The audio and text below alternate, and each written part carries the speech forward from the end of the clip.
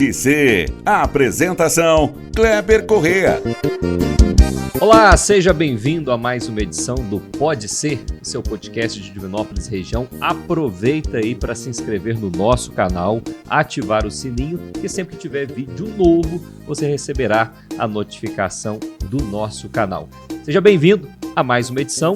Hoje vamos receber aqui, por um bate-papo descontraído, falar de política, alguns temas polêmicos também, o deputado estadual Eduardo Azevedo, ele que entrou na política em 2020, foi eleito com 4.249 votos em vereador, ficou no mandato de vereador por 2 anos, se candidatou a deputado estadual e teve uma votação muito expressiva, 92.624 votos, eleito aí um dos deputados mais votados, principalmente dessa nova leva de deputados nessa legislatura, na Assembleia Legislativa. Recebendo, então, deputado, das boas-vindas para ele aqui. Satisfação em recebê-lo, deputado. Seja bem-vindo aqui ao Pode Ser e fique à vontade, viu? Fala, Kleber. Fala, pessoal do Pode Ser. Prazer estar aqui para a gente trazer um bate-papo legal a respeito de política, Divinópolis, Minas Gerais e até do Brasil também. Sinto muito feliz e honrado em participar desse podcast de tamanho e renome aqui na nossa região. Muito obrigado, deputado. Vamos começar com alguns temas. Eu acho que é importante primeiro falar de cara de projetos para Divinópolis, né? Você sempre focou, inclusive, você teve mais de 40 mil votos aqui em Divinópolis, né? Que pesou muito na sua eleição para deputado estadual. Com certeza. E projetos para a cidade, emendas para a cidade, o senhor tem buscado sempre, né, destinar para Divinópolis. Sim, a gente tem uma vertente que a gente trabalha representando os 853 municípios que a gente tem no estado, mas é aquilo que eu sempre falei, vou falar e defender, a gente precisa cuidar da nossa cidade. É um senso de gratidão que eu tenho com Divinópolis, porque você falou tudo. Se eu não tivesse tido a oportunidade de Divinópolis confiar em mim, a eleição para vereador em 2020, eu não teria depois tido a oportunidade de ser deputado estadual. Então não adianta nada também eu cuidar da casa dos outros e deixar a minha casa descuidada. Sou divinopolitano, nasci, cresci, casei, meus filhos nasceram aqui. Então tem uma história muito grande com a cidade. E aquilo que eu puder fazer para poder melhorar cada vez mais Divinópolis, devolver para Divinópolis aquele orgulho divinopolitano que a gente sempre teve. A cidade ficou, infelizmente, esquecida por muitos anos, mas hoje a gente vem trabalhando nessa vertente, Kleber, onde 80% dos recursos que a gente conseguiu até agora foram, sim, destinados aqui para Divinópolis, e enquanto for deputado, nós vamos continuar com essa linha de trabalho. E são recursos direcionados para diversas áreas, né? Bom Sim. frisar isso. Não é o deputado da área X, área Y, não, para todas as áreas. Não, a gente tem feito história na questão da saúde, graças a Deus, na saúde hoje a gente supera aí entre recursos de convênios, entre emendas parlamentares, entre liberação de recurso que estava parado do Hospital São João de Deus, mais de 20 milhões. Só as 3 novas unidades de saúde que nós conseguimos para Divinópolis agora, que em breve vão ser entregues para a população. Aqui está em fase final do bairro Jardinópolis, um sonho ali da comunidade que por muito tempo não tinha a sua unidade básica de saúde, já está quase que pronta, devemos inaugurá-la nos próximos dias ou até mesmo no máximo no mês que vem. A do Danilo Paz também, que está numa fase bem acelerada da obra, já levantou as paredes, já está praticamente na fase de acabamento. E agora, por último, também uma das unidades mais importantes de Divinópolis, que é a unidade de saúde do bairro São José, que o dinheiro já está no caixa da prefeitura, um recurso muito importante, que vai atender aí uma média de mais ou menos umas 40 mil pessoas que atende aquela unidade. Hoje a unidade atual de São José ela é bem antiga, então já não atende mais, e é um sonho da população de São José. E a gente conseguiu esses recursos com o governo do estado, só aí dá mais de 8 milhões de reais nessas 3 novas unidades, sem contar a questão de emendas parlamentares, de equipamentos para o Hospital São João de Deus, de 1,5 milhão que eu destinei para a UPA, para a ampliação da pediatria. A prefeitura deve começar as obras agora nos próximos dias. Mais de 8 milhões de repasse com a Secretaria de Estado de Saúde, que estavam parados por São João de Deus, nós conseguimos travar. Então, assim, a gente tem feito um trabalho muito expressivo na saúde, na educação também, certo? Reestruturando escolas municipais, escolas estaduais também na infraestrutura, projetos importantes de obras de infraestrutura na cidade, complexos esportivos, calçamento, pavimentação, enfim, segurança pública também, um dos marcos do nosso mandato. A gente, durante esses 2 primeiros anos de mandato, nós estamos para o 3º ano de mandato, nós já conseguimos disponibilizar mais de 5 milhões de investimentos para a segurança pública, grande parte desse recurso aqui em Divinópolis. Boa parte tem sido investido. É incontestável o trabalho que o seu irmão Gleidson vem fazendo, né? E sem esses recursos dificultaria muito, né? Porque hoje, para um prefeito trabalhar, esses recursos, né, que vêm da Assembleia destinados por deputados são fundamentais. Muito. E, igual você falou, da questão da saúde, da questão do lazer, né, de vários pontos. Se não chega esses recursos, talvez Divinópolis estaria em outro patamar, né? Seria mais difícil para ele fazer esse trabalho que vem fazendo. Seria praticamente impossível, sabe, Kleber? Porque para a população entender, para o pessoal que está nos acompanhando aí, a máquina pública ela é muito onerosa. Quando eu falo onerosa, a despesa é muito grande. Então é por isso que a gente sempre, na nossa linha de trabalho, na vida pública, a gente vai defender a questão da austeridade e o bom uso aplicado do dinheiro público. Por quê? 80%, para você que está nos acompanhando daqui, o que é arrecadado para Divinópolis, a gente está falando de um município que tem uma receita de 1 bilhão. A pessoa fala, não, poxa, mas o município arrecada 1 bilhão. Pois é muita coisa sim. Mas 80% desse recurso, Kleber, fica para manter a máquina funcionando. Então, onde você acabou de falar, se não entra a emenda do senador, se não entra a emenda do deputado federal, do deputado estadual, os convênios estaduais, que essas 3 UBS a gente conseguiu liberar, não foi com emenda parlamentar, foi com articulação política através de convênio celebrado entre o Estado e o município, os convênios federais também, fica praticamente impossível, não é só do Gleidson administrar, não, é de qualquer prefeito no Brasil. Então, por isso que a gente sempre vem defender, porque dinheiro, cara, tem. O problema é que o dinheiro é mal administrado. A máquina pública é muito pesada. Então a gente vai sempre defender um Estado enxuto, mais eficiente. Por quê? Porque um Estado enxuto, uma prefeitura enxuta, ela é sinônimo de prosperidade para a nação. Por quê? Porque vai sobrar mais recursos para investir naquilo que realmente é necessário.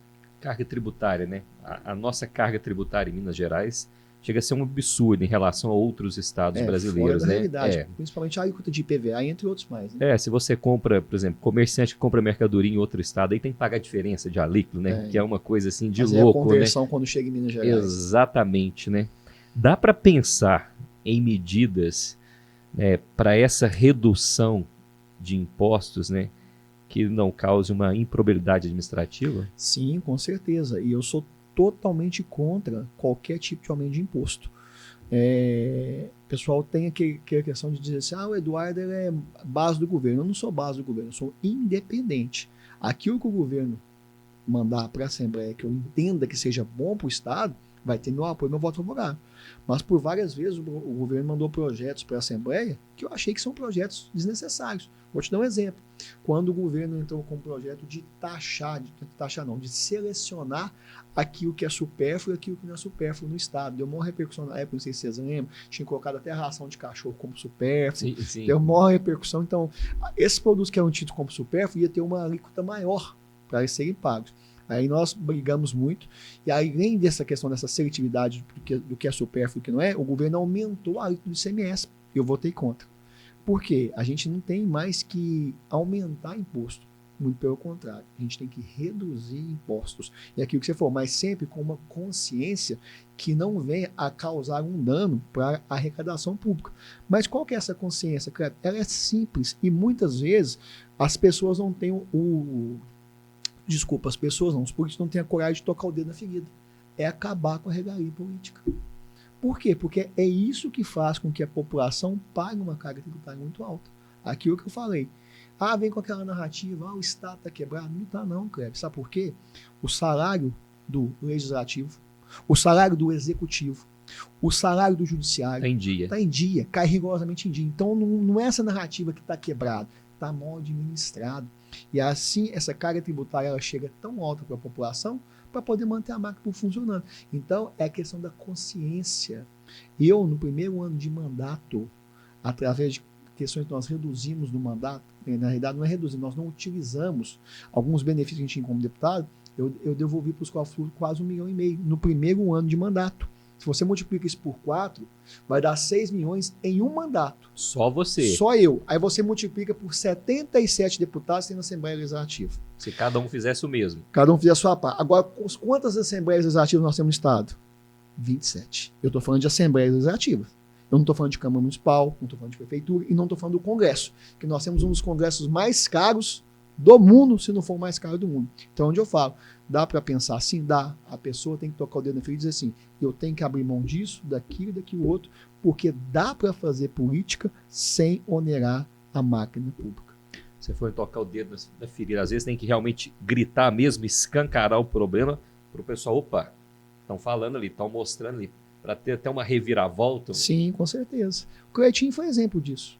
Quando o Cleitinho foi eleito vereador, o pessoal fala assim, o Cleitinho tem umas atitudes meio populistas, mas se você não fizer o barulho, igual você acabou de dizer, você não traz resultado, Kleber. A Câmara Municipal, na época, ela tinha a questão de locação de veículos. Cada vereador tinha um veículo. E o Cleitinho, no primeiro dia de mandato, ele foi trabalhar de bicicleta. Aí, com isso, chegou uma repercussão tão assim, negativa para a Câmara, que forçou, na época, o presidente da Câmara a cancelar esse contrato desse aluguel de carro que ficava em torno de 2 milhões ano para os cofres públicos. Então, quer dizer, se você não escancarar, se você não mostrar, se você não for para cima, a pessoa não vai ficar naquela zona de conforto e a população não sabe realmente o que está acontecendo. A prefeitura tinha 3 Corollas, né? Tinha. 3 Corolla preto ali, para ficar estacionado ali, para atender que o seu irmão cortou logo no início, né? Também certeza. Eram alugados também. Sim. E era uma despesa grande. Grande, mais de 20 mil reais por mês. Mais de 20 mil por mês. É complicado, hein? Relação com o governo, né? Você falou assim que é independente. Sim. É independente em relação ao governo Zema. O governo Zema, ao longo desses anos, na sua opinião, tem feito uma boa administração, pecou em alguns pontos, precisa ajustar alguns, né? Porque vai encerrar o governo Zema, né? No próximo ano encerra, né? Está na fase final. Dá para encerrar de forma melhor? Eu acho que sim. O governo Zema, no primeiro ano, onde ele foi eleito 2018, 2019 até 2022, onde encerrou o primeiro ciclo do mandato do governo Zema, realmente foi um governo excelente. Porque quando você analisa a perspectiva comparando o governo Zema com o governo Pimentel, o Estado estava um caos. O servidor público estava desesperado. Por quê? Porque não recebia o seu salário em dia. 13º era escalonado, não me lembro se era dividido em 6, 8, 10 pagamentos, mas era dessa forma que o governo Pimentel pagava o servidor público do Estado, ou seja, o Estado estava vivendo realmente um caos. Prefeitos, aquilo que a gente acabou de falar, o prefeito ele tem um repasse do Estado. De uma alíquota que é paga do IPVA, de alguns impostos estaduais, um valor fica para o Estado e o outro valor volta para o município. Muitos prefeitos ficaram sem receber o repasse estadual. O Zema entrou e colocou ordem na casa. Colocou o salário dos servidores em dia, colocou o repasse estadual, pagou o antigo, que o Pimentel realmente deu calote nos prefeitos, pagou o que o Pimentel deixou de pagar e colocou em dia o que ele está pagando. Então, uma realidade completamente, uma saúde financeira completamente diferente para o Estado. Mas onde eu falo que o governo Zema pecou em alguns pontos, e o principal ponto que eu acho que ele pecou foi a questão da valorização da segurança pública. É uma pauta que a gente sempre vai bater, a gente sempre vai defender, porque, Kleber, por mais que a pessoa ache assim, abstrato quando se fala de segurança pública, mas eu quero falar para você que está nos acompanhando aí, tem coisa melhor quando você sai da sua casa, entra no seu carro, leva seu filho na escola, vai para o seu trabalho, vai para a praça, vai para o shopping ou para o cinema e tem aquela sensação de segurança pública, aquela sensação que o número de assaltos, de criminalidade diminuiu. Cara, isso é o que a população mais espera e mais anseia. Mas para que isso possa acontecer, a gente tem que valorizar aquele profissional que está lá trabalhando. Então o governo Zema bate muito no peito em dizer que nós temos a melhor segurança pública do Brasil e realmente nós temos.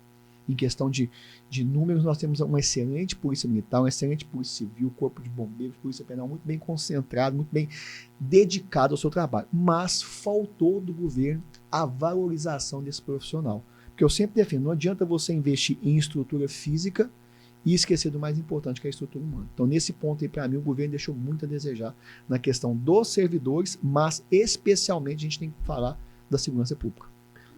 Ainda em relação ao governo, a questão da privatização da Copasa e da CEMIG, né? Você é a favor da privatização da CEMIG e da Copasa? Sou.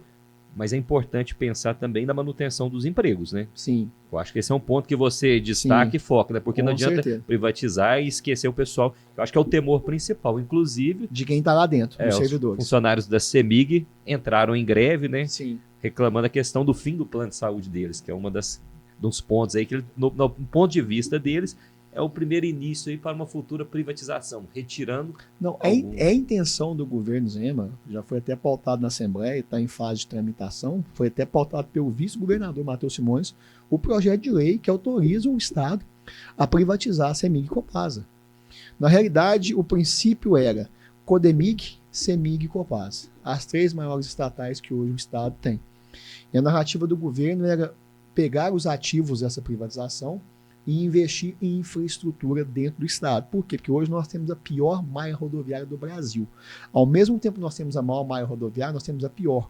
Porque como o governo foi sucateado nos últimos anos, quando você anda pelo interior do Estado, igual eu ando muito pelo interior do Estado, você vê que caos que são nossas rodovias em questão de infraestrutura. Então, essa era a pegada. Só que depois veio aquela questão do problema do regime de recuperação fiscal, da dívida com a União, aí entrou mais aquela narrativa de querer federalizar a CEMIG e a Copasa.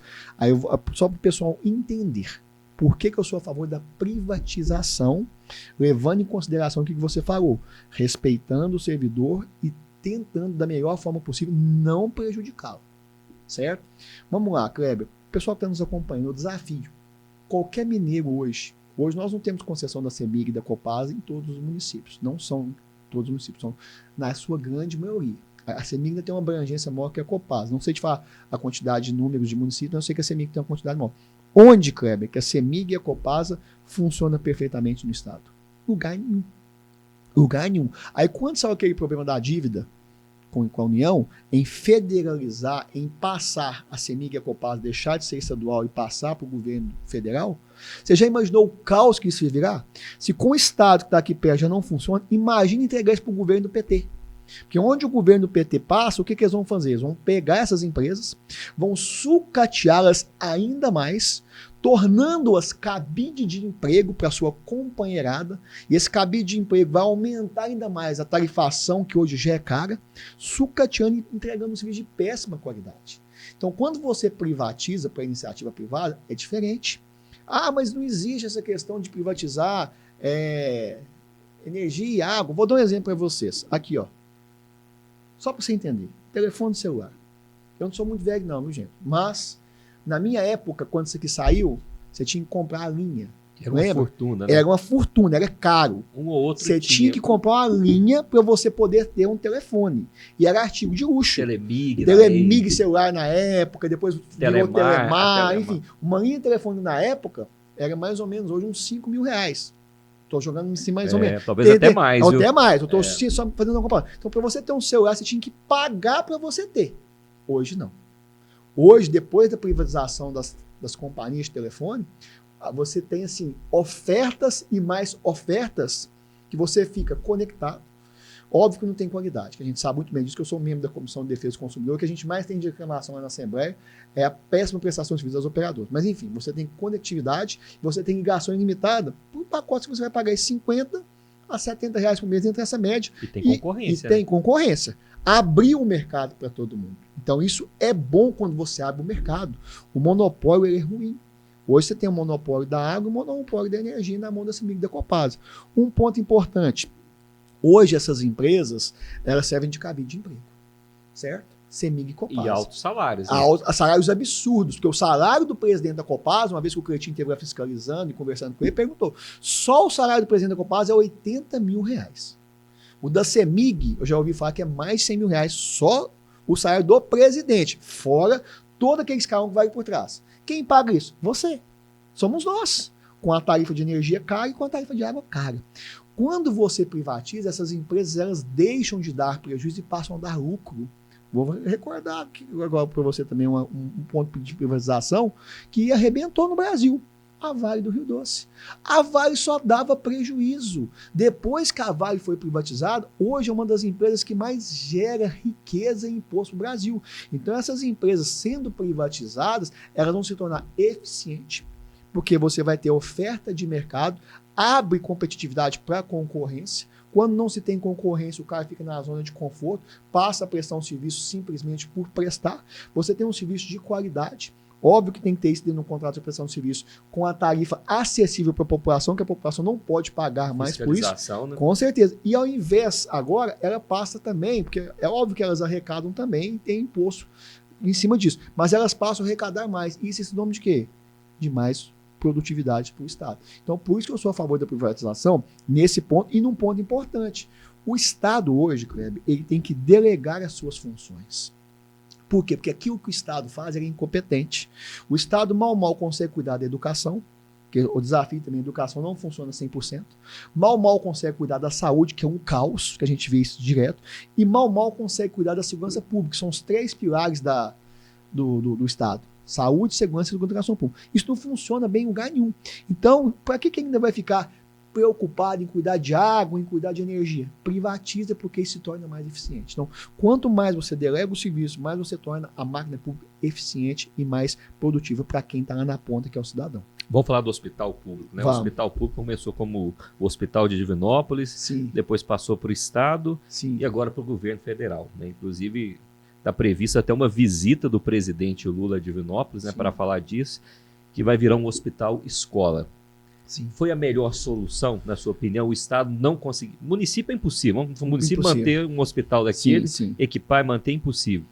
Governo federal assumir o hospital como hospital escola. A gente tem hospital escola referência em Uberlândia, né, em outras cidades. Temos o Hospital das Clínicas em Belo Horizonte. Até meu irmão foi tratado na época que estava de leucemia lá, foi muito bem tratado. Um hospital, assim, se não for um dos melhores, se não for o melhor, um dos melhores do Brasil, o Hospital das Clínicas da UFMG, muito bom.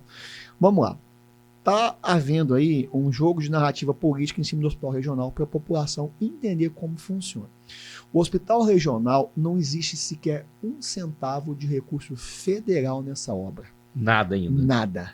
Essa obra ela vai ser 100% entregue para Divinópolis e região, porque não é o hospital de Divinópolis, é um hospital regional, 100% com recurso estadual, que já está garantido no caixa do governo, certo? Que é referente às indenizações causadas dos rompimentos das represas de Brumadinho da Vale. Esse dia já está prontinho para poder entregar. Aí a pessoa pode falar assim, mas Eduardo, por que o hospital até hoje não foi entregue? A alegação que o governo traz, Kleber, é que estão em fase de adaptação de projetos. E realmente a vigilância sanitária é muito exigente. Que quando o hospital foi feito há 12 anos atrás, existia uma legislação, hoje é outra legislação. E para você colocar um hospital funcionando, há um trâmite burocrático muito pesado em cima disso, que atrapalha o funcionamento. Então, o governo alega que toda essa lentidão ao entregar o hospital para a população é porque está na fase de adequação de projetos. A gente tem um hospital hoje com 90% concluso. No entanto, a última visita que eu fiz no hospital com o secretário de saúde, Fábio Baquerete, ele já me garantiu que eles já estavam em fase de licitação dos equipamentos para a entrega do hospital. E o cronograma do governo para a entrega do hospital é agora em 2025. Esperamos que o governo do estado venha honrar a palavra, faça essas adequações o mais rápido possível e entregue essa obra tão esperada para a nossa região, certo? O que entra a questão do governo federal? A princípio, o que era a narrativa? O governo do estado iria abrir um processo licitatório para que empresas mantenedoras de hospitais pudessem se cadastrar e manter o hospital, é o caso do São João de Deus. Certo? Até o próprio São João de Deus manifestou interesse, a administração do São João de Deus manifestou interesse em participar desses processos seletivos, desse processo licitatório para poder gerir o hospital. Em meio às conversas, como Divinópolis possui uma universidade federal que tem um curso de medicina, o governo começou a tratativa de tornar o hospital num hospital escola. Por não ocupar um campus aqui na UENG que tenha medicina, não seria cabível ao Estado tomar conta. Com isso, passou para o governo federal esta tratativa, que ainda não está 100% acertada, mas que provavelmente vai ser o que vai acontecer, que o Estado entrega o hospital e daí para frente o governo federal vai gerir o hospital através do hospital escola. Então o pessoal, o Lula vai acabar o hospital. O Lula não vai acabar o hospital, gente. Isso é mentira. quem vai acabar o hospital é o governo Zema, responsabilidade do governo Zema. Quem vai tocar daqui para frente provavelmente será o governo federal através do projeto do Hospital Escola, que na minha opinião é válido para o município, já que nós temos uma universidade de medicina aqui. E próximo, né? E próximo do hospital, né? Muito. A localização é muito boa, né? Muito inteligente tornar o hospital no Hospital Escola. Então essa é a narrativa. Eu sou a favor, sim, não vejo objeção nenhuma. O próprio governo do estado é a favor. Por quê? Porque a gente não tem que preocupar nesse ponto aqui agora, naquilo que eu sou oposição ao governo, eu sou. Mas eu tenho que ver o que é bom para a cidade. Se o Hospital Escola é bom para a cidade, óbvio que a gente tem que trabalhar para que isso possa acontecer no município. Mas não é o Lula que está acabando a obra do hospital. Simplesmente, daqui para frente, caberá ao governo federal, se fechar esse acordo com o governo do estado, gerir o hospital através do Hospital Escola. Muita gente tem receio de virar uma grande UPA, né? Um hospital regional, né? Sim. Isso é um perigo também, né? Na realidade, lá tem até também uma mini UPA lá para poder abrigar um pouco do pessoal que está naquela região. Já tem até um projeto também, já tem até o terreno do SAMU. Vai acabar transformando ali num complexo de saúde que eu acho que ali para aquela região e para nossa cidade vai ser muito bom. O SAMU vai ser ali também dentro daquelas imediações do ali hospital. também, então. Aqui você tem um então hospital. Vai ter uma centralização na parte da mais saúde alto, na parte mais alta você tem um SAMU, esse terreno já foi doado, o SAMU já deve começar as obras também ali. Então bacana, vai ficar muito legal. Então, aí nessa vertente, você tendo ali o SAMU, você tendo ali um hospital escola, quem ganha com isso é a nossa região. A gente tem que apoiar essa iniciativa. Inclusive, vai ter até uma audiência pública para tratar da questão da infraestrutura, da mobilidade urbana. Sim, porque vai ter que mudar tudo ali. Mudar tudo, né? Mudar tudo ali. Com certeza. E aí vai caber a prefeitura essa parte. Essa parte já não é nem do governo federal, nem do governo estadual. É do governo municipal, do Gleitz. E aí cabe a nós, deputados, senadores, direcionar recursos para que isso possa atender a população, porque vai gerar um impacto de trânsito muito grande. Porque qualquer obra de mobilidade não é barata, né? Não, a gente sabe que e hoje trecho, você vai fazer 1 quilômetro de um asfalto, ele é muito... Ele não é só asfaltar, né? Isso. Tem drenagem. E aí, quando você pega a drenagem, pior. Aí vem aquela questão daquela narrativa da ponte, né? Que vai ser construída lá ligando ali o Divinópolis Clube ali até o Hospital Regional, para trazer o trânsito daquela região ali do Elizabeth Nogueira, do Terra Azul, do Nossa Senhora das Graças, para o Hospital Regional. É mais uma obra de mobilidade urbana que a Prefeitura vai fazer para poder facilitar a locomoção de quem está desse lado da cidade para chegar até o Hospital Regional. E já tem os recursos para essa ponte? Essa ponte começa a obra? Já está em fase de projetos, já foi feita a aprovação do projeto na Câmara, vai ser feito através de um empréstimo que a Prefeitura vai contratar. Essa obra é garantida de sair.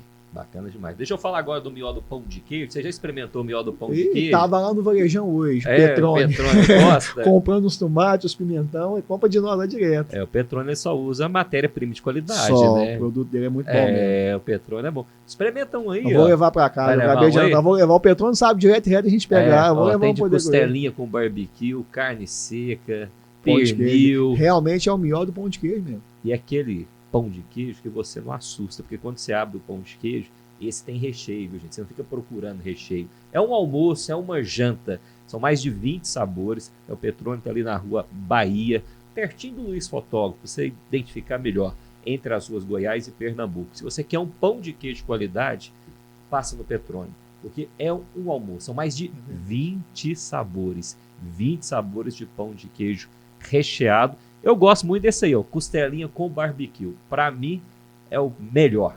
Mas, tenho certeza que você, se passar lá, você vai encontrar o que você gosta. Olha, tem também bolinho de bacalhau, novidade do Petrônio, excelente, viu? Tem o bolinho de mandioca com carne moída, top de linha. Também tem o pão de queijo sem recheio, se você quiser. Tem biscoito frito.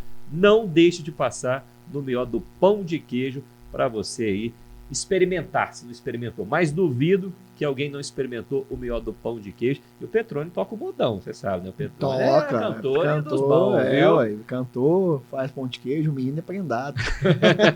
E tá lançando música nova, em breve. E é pai agora, né? Parabéns, Petrone. Chegou uma menininha lá. Você passa lá cedo, lá pra você ver, tá assim, com o olho até inchado, assim, regalado, tá dormindo nada. Deputado, desafios na política, né? Como que é conciliar, né?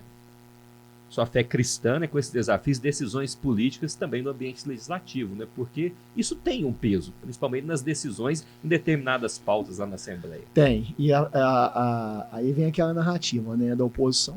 Mas você fala muito de religião, você é muito religioso. Deixa eu falar para você uma coisa. Primeiro ponto é o seguinte, aí vem a questão. O Estado é laico. O Estado, quando fala a questão de ser laico, É o Estado garantir a liberdade religiosa de todas as pessoas. Não interferir na sua decisão religiosa. Não opinar na sua decisão religiosa. E embora o Estado sendo laico, eu não sou laico. E Kleber, eu entrei para a política foi para isso. Eu não me sentia representado de uma pessoa que realmente chegasse ali para poder defender os valores familiares, defender os valores cristãos. Eu não sentia essa representatividade. Porque quando você toma essa atitude em tomar um posicionamento, isso causa uma divisão. E, infelizmente, a grande maioria dos políticos hoje não querem causar divisão. Querem ficar na zona de conforto, em cima do muro. Agradar o lado A, agradar o lado B. Eu não fui eleito para isso. Eu fui eleito para representar os cristãos. E eu tenho que agradecer muito a Deus, porque a gente preocupa, Kleber. Aquilo que a gente falou, saúde, importantíssimo. Educação, infraestrutura. Mas eu estou ali também para poder salvar pessoas. E eu sempre falei para todo mundo que me acompanha, que sabe, que o mandato não é meu. O mandato é um ministério que Deus concedeu na minha mão para poder transformar e alcançar pessoas. E quando eu me tornei deputado, eu tive essa visão. E eu tenho que agradecer muito, porque o primeiro projeto de lei que eu aprovei no Estado foi tornar a Marcha para Jesus patrimônio cultural e material do Estado. Existia uma controvérsia muito grande, onde eles diziam que a Marcha para Jesus não podia receber recurso público, porque era um movimento religioso. Sim, é um movimento religioso, mas ao mesmo tempo que a Marcha para Jesus é um movimento religioso, era um movimento gospel cultural, o movimento da cultura gospel. E se era um movimento cultural, ela pode receber recurso público. Por quê? Porque você tem recurso público carimbado e garantido para o carnaval. Nada contra quem gosta do carnaval, viu, gente? Tudo bem, cada um tem a sua decisão, a sua forma de viver a sua vida. Você tem recurso público carimbado para a parada LGBT. E aí os cristãos queriam fazer um evento público para poder adorar a Deus, para poder mostrar nossa liberdade religiosa, e não recebiam recurso público. O conselho de pastores reunia para poder tentar fazer alguma coisa, por mais que tivesse boa vontade, chegava e tinha que alugar um palco, tem que contratar um cantor, isso gera despesa. E aí eles não podiam usar o dinheiro público para isso. Depois da aprovação desse projeto, graças a Deus agora, a Marcha para Jesus tem respaldo jurídico para receber recurso público. Por quê? O cristão não paga imposto também, não? Paga. Então, se ele paga imposto, nada mais justo e válido do que eu fazer com que ele também tenha a sua representatividade. E eu louvo a Deus que o primeiro projeto de lei nosso que virou lei no Estado foi tornar a Marcha para Jesus patrimônio cultural do Estado. Já que você tocou nesse assunto, e o Celebra? Celebra tá bombando. 2025, confirmado? Tá chegando, confirmado aí, gente, para junho, tá? Nós tivemos que mudar a data. Na realidade, o Celebra, ele nasceu quando eu era vereador, Kleber, porque nós criamos aqui em Divinópolis, na primeira semana de outubro, a semana de conscientização pró-vida. O dia do nascituro, se eu não estiver enganado, foi dia 7 de outubro. Está no calendário municipal. O que é o dia do nascituro? É aquele que há de nascer. Então as pessoas podem perguntar, mas por que o evento chama Celebra? Porque o Celebra é para celebrar a vida. O Celebra é para celebrar os valores cristãos, para celebrar os valores familiares. E hoje o Celebra vai para a 3ª edição, esse ano agora em junho, e esse ano eu já estou te convidando, já vai colocando na sua agenda. E nós vamos divulgar agora a partir do dia 15, tá? Quem que vai estar aqui fazendo show, quais vão ser as atrações, né? Coloca na sua agenda que esse ano, se Deus quiser, o Celebra vai ser referência e o nome de Deus vai ser exaltado aqui em Divinópolis, porque como o Gleison diz, já virou slogan, né? Divinópolis é do Senhor. Então, me soprou aqui que é uma cantora. A gente pode dizer que é uma cantora, muito renomada. Que dia que vai anunciar? A partir do dia 15. Vamos deixar a turma... até você que está nos acompanhando... acompanha aí, pessoal. Acompanha a página do Celebra Divinópolis aí no Instagram, que vocês vão ficar por dentro de tudo. Quem entendeu aí, um pinga a letra, hein? Fica atento aí. E é um evento que vai fazer para toda a família, independente de qualquer religião. Você vê todo mundo participando, todo mundo indo nas outras edições. Nossa, tem sido um sucesso. Tem, né? Graças a Deus, a cada ano que passa, o evento Celebra Divinópolis tem tomado proporções muito grandes. E é até bom a gente tocar no assunto, já que a gente está falando de Celebra, que esse ano também, depois de muitos anos, nós vamos voltar a ter em Divinópolis a Marcha para Jesus. Essa eu já posso até divulgar a data, vai ser na Praça Santuário, dia 3 de maio, tá? No dia do meu aniversário, eu vou estar lá. Se quiser levar um presente, a gente aceita, né? A gente não vai possível, né? Então a gente vai ter a Marcha para Jesus depois de muitos anos parado. Então esse ano vão ser 2 eventos para a gente poder celebrar o nome do nosso Senhor aqui em Divinópolis. Marcha para Jesus agora dia 3 de maio, lá na Praça do Santuário, e em breve o Celebra lá na Praça da Bíblia, já agora em junho. Tá aí, confirmado. Vamos voltar naquele assunto em relação às emendas, né, destinação de verba, né? Inclusive o sistema MPL trouxe uma matéria muito interessante, né, mostrando os deputados que receberam votos na nossa cidade e o que eles direcionaram de emenda para Divinópolis. Tem muito deputado aí que recebeu voto e não mandou nem um centavo para Divinópolis. Então, se o eleitor, né, tiver atenção para fazer uma pesquisa, pensar nisso na próxima eleição, ele vai dar uma avaliada interessante em relação a isso. Ó. Com certeza. Por exemplo, vou citar alguns aqui. Beatriz Cerqueira, do PT, ela teve 1.600 votos, enviou 193 mil em emenda. Charles, do Republicano, 891 votos, 250 mil. Vamos procurar mais um aqui. Ó. Foram vários. Aí eu vou aqui para o Eduardo. Ó, o Eduardo Azevedo, do PL, 43.868 votos em Divinópolis.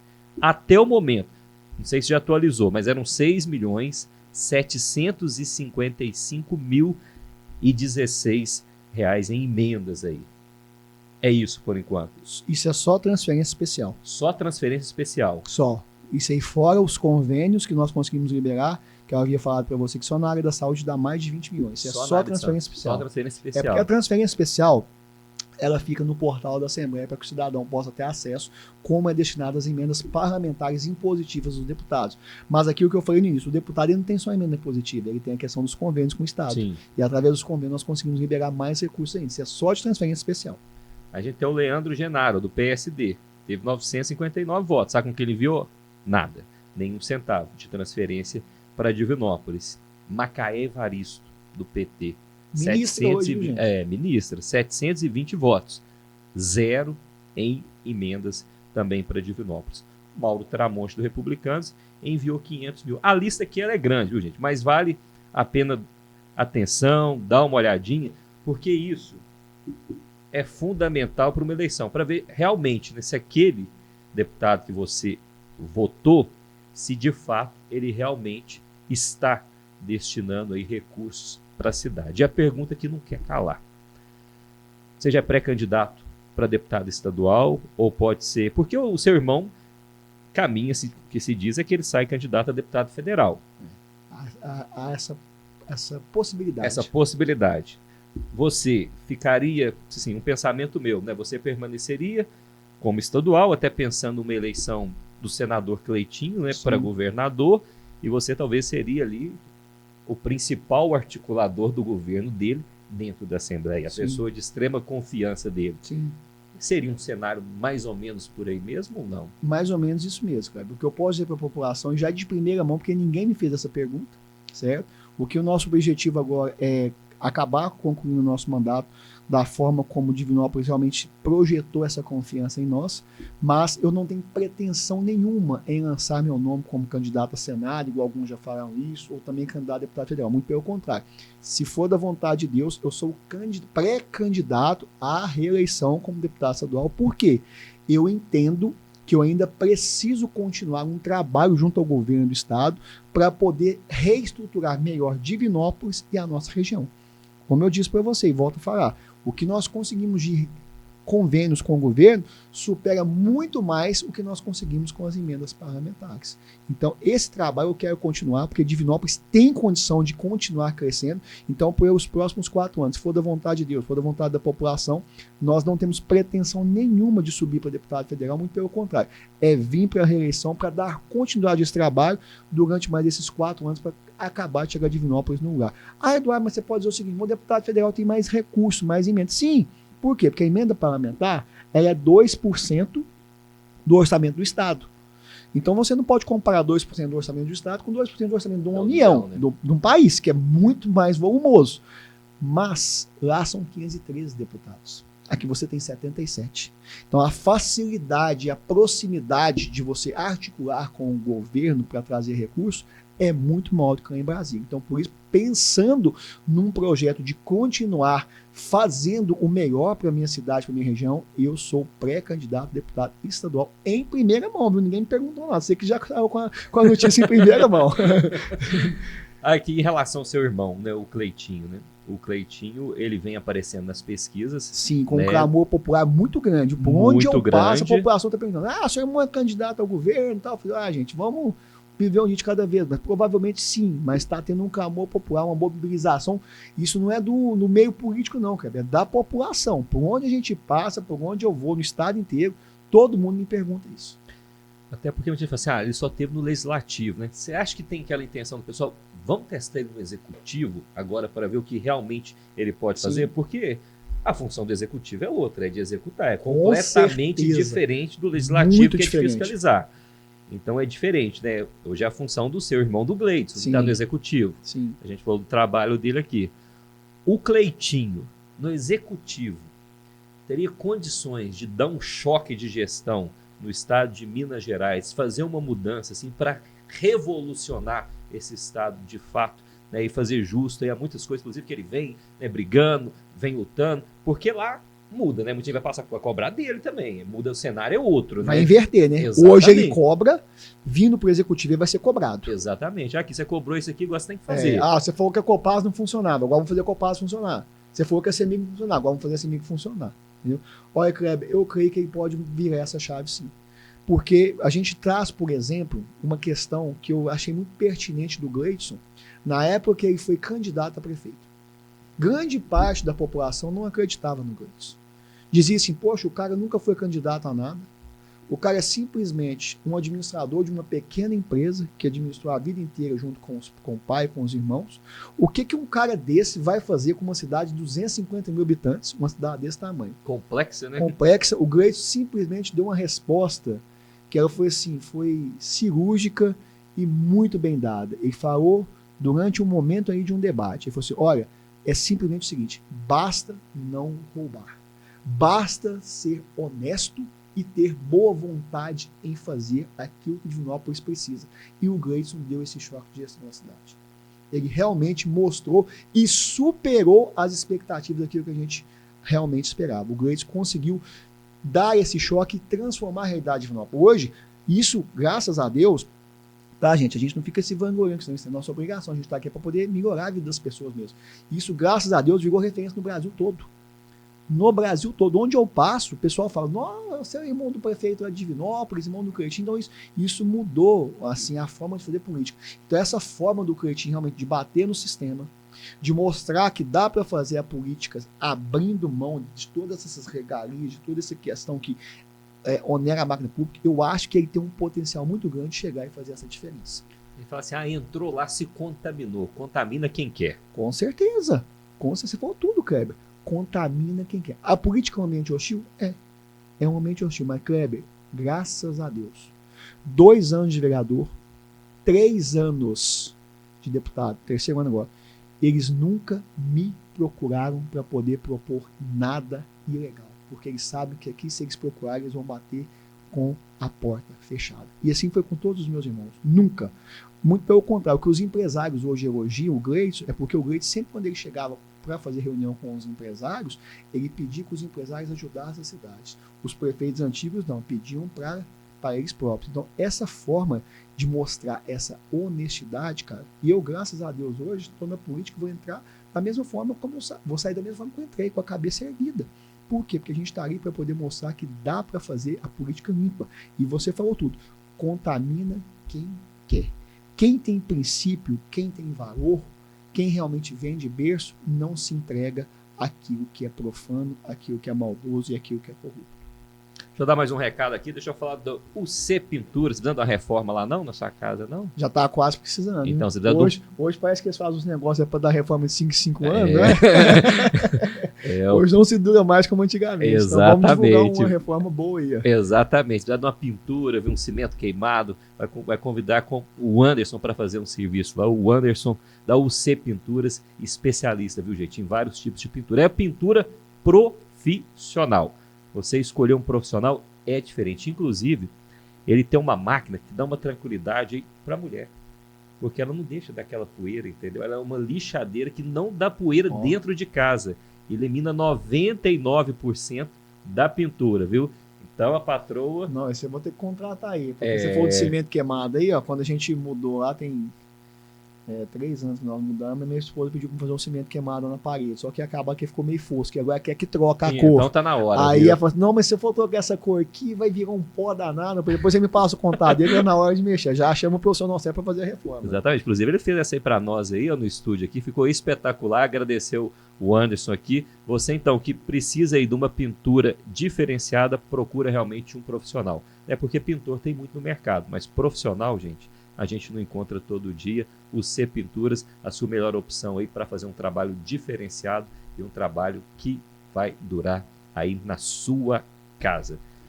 Deputado, dando sequência aqui à nossa entrevista, a gente falou de vários temas aí, e um projeto que você apresentou na época em relação à Câmara, inclusive, foi a questão das focinheiras, né? A gente tem visto ataque Sim. de cães aí, Sim.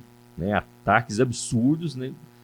Não é nada contra pitbull, quem tem pitbull, quem tem os cães aí que são mais... Gente, é o jeito de criação e não saber, né, manusear o animal, né? O animal, ele tem, só pode passear? Pode. Pode, com certeza, é um direito dele. Mas, infelizmente, precisa de regras, porque do jeito que tá, não tem condições. Sim, ô Kleber, todo projeto de lei que a gente vai fazer, a gente tem um critério muito rigoroso para poder elaborar esse projeto. Nós sentamos com veterinários, tá? Sentamos com protetoras, ONGs da causa animal, para a gente poder trazer esse projeto. Fizemos o levantamento e percebemos que o ataque de cães na população havia aumentado de uma forma exponencial no estado de Minas Gerais e no Brasil, levando até alguns a óbito. Pouco tempo atrás, não sei se foi em Itabirito ou Itabira, houve um caso de um Rottweiler que fugiu, atacou um garoto e o garoto morreu. Teve um ataque numa escola, você posta esse Sim, vídeo também. foi em São Paulo. Os casos foram muito semelhantes. Em São Paulo foram 2 pitbulls que saíram de um Rottweiler, que o portão estava aberto, foram até um condomínio ao lado, onde as crianças estavam naquele momento no playground ali brincando e atacaram as crianças, que ficaram em estado grave. Uma menina e um menino.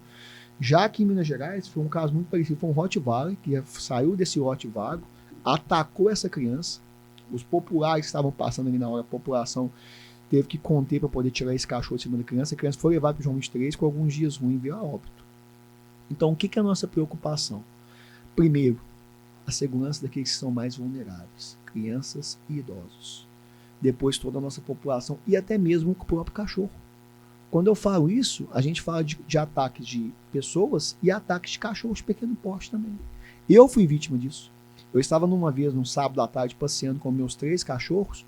Quando eu estava chegando em casa, o vizinho saiu com o seu carro, deixou o portão aberto e o pitbull dele foi e atacou a minha cachorra. Por pouco não matou a cachorra. Então isso é para proteger até o próprio animal.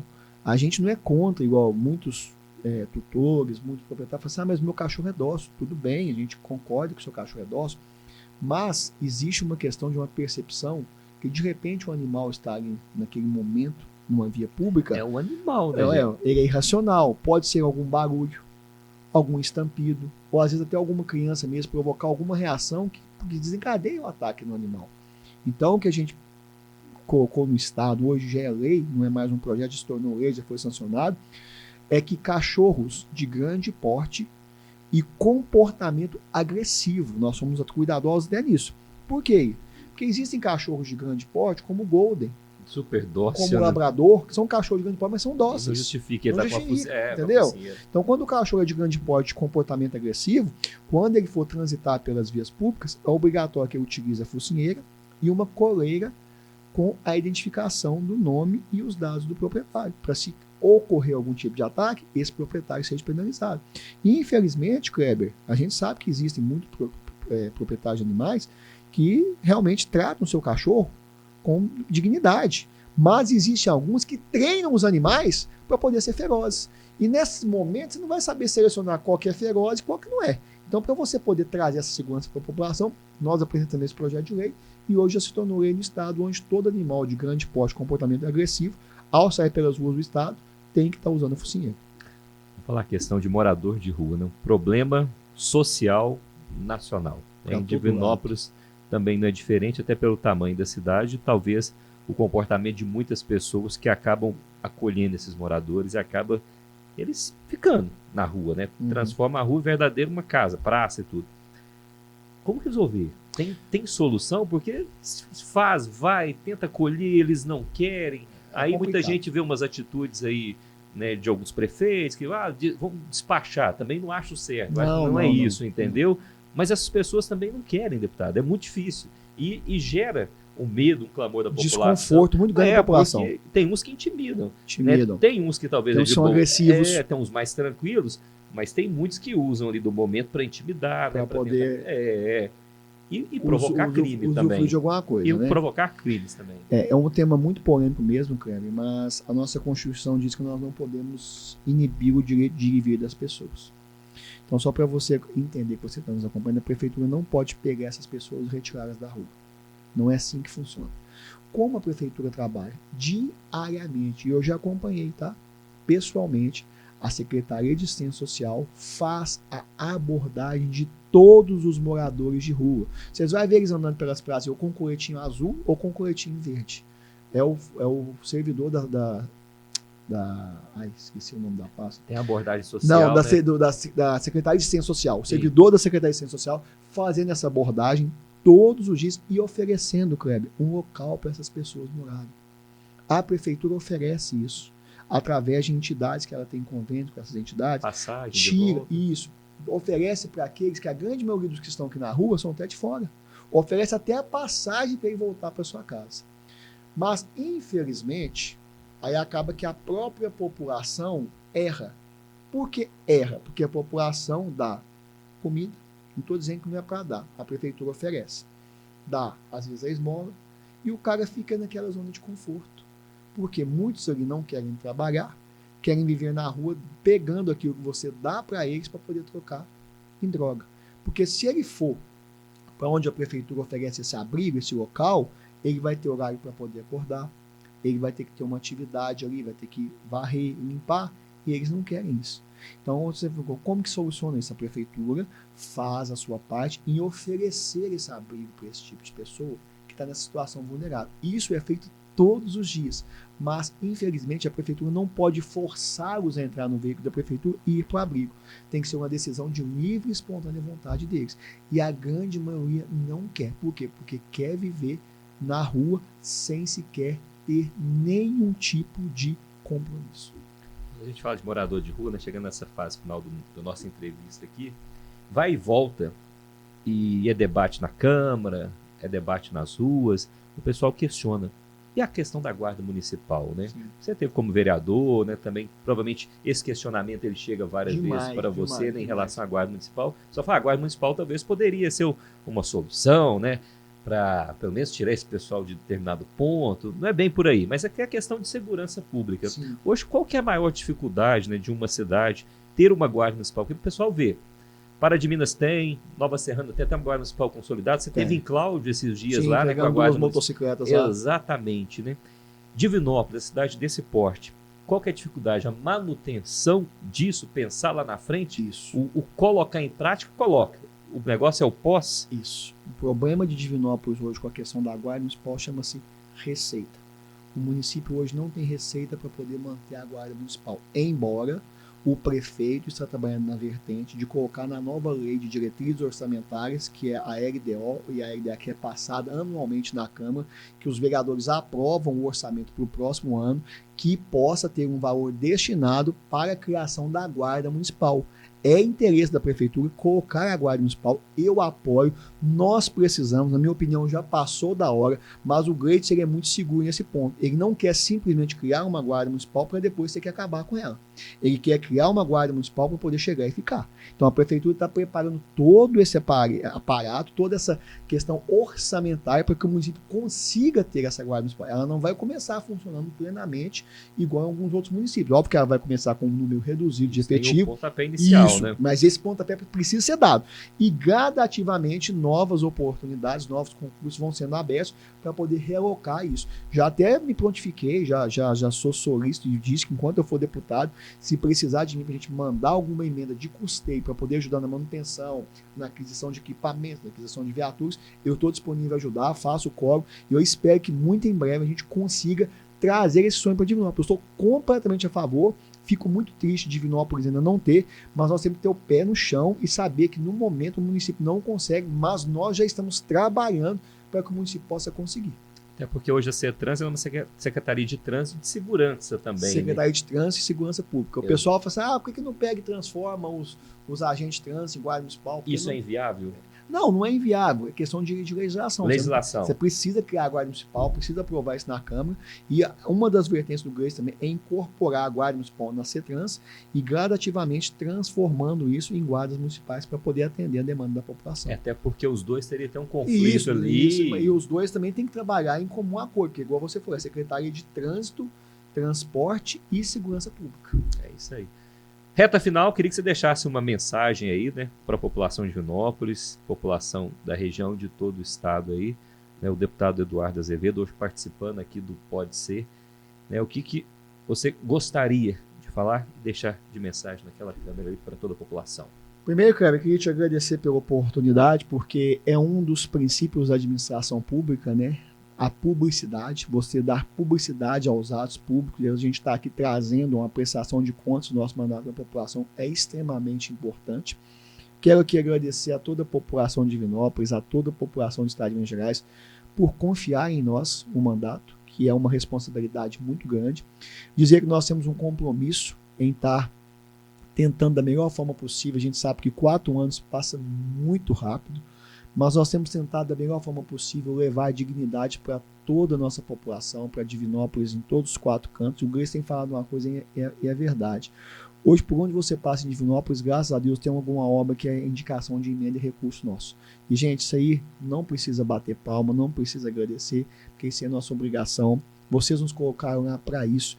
Vocês pagam o nosso salário rigorosamente em dia, porque tudo que você vai comprar hoje tem imposto. Você vai comprar o pão de queijo do melhor do pão de queijo, que é um pão de queijo muito bom, você vai pagar imposto. Você vai comprar água, você vai pagar imposto. Tudo você paga imposto. Então é a gente tentando da melhor forma possível fazer com que o imposto que você pague seja revertido para poder melhorar a sua qualidade de vida. Então eu peço para vocês que continuem confiando no nosso trabalho, que nós temos muito para poder oferecer para o Divinópolis. Não somos perfeitos, não somos salvador da pátria, não vou conseguir resolver o problema de todo mundo, mas o que eu quero deixar no final do meu mandato é ter a certeza que aquilo que eu disse, que eu entrei de cabeça erguida, vou sair de cabeça erguida e tendo a certeza que eu deixei a minha parcela de contribuição para a população que confiou em mim no seu voto e também para aqueles que não confiaram. Porque depois você assume um cargo eletivo, eu não sou deputado só dos 92.624 eleitores, eu sou deputado de todo o estado de Minas Gerais. Eu tenho que trabalhar por todos vocês e pode contar com a gente que a gente vai continuar sempre nessa vertente, trazendo muito recurso para nossa cidade, para nossa região, para que nós possamos realmente ter o orgulho de bater no peito e falar assim, eu sou divinopolitano, uma cidade que é a princesinha do Oeste, que é a capital do Centro-Oeste Peneiro. É isso aí. Muito obrigado, deputado. Obrigado pela presença, pela participação aqui. Esclarecendo, trazendo informações, dando seu posicionamento, que é fundamental também, né? Que sempre foi do seu mandato a questão de se posicionar. Sim, né? Com certeza. E, igual você falou, tem que ter posicionamento, tem hoje no jeito, né? Ou você escolhe um lado, ou fica em cima do muro e cai. Fato é isso, né? Verdade. Obrigado, viu? Obrigado pela oportunidade, um abraço para todos aí, valeu. Valeu, obrigado. E obrigado a você que acompanhou mais uma edição do Pode Ser.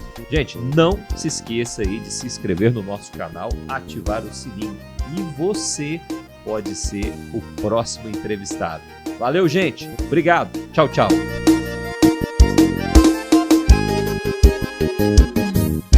Pode Ser. Realização. Estúdio Aperte o REC. Apoio X5 Educação.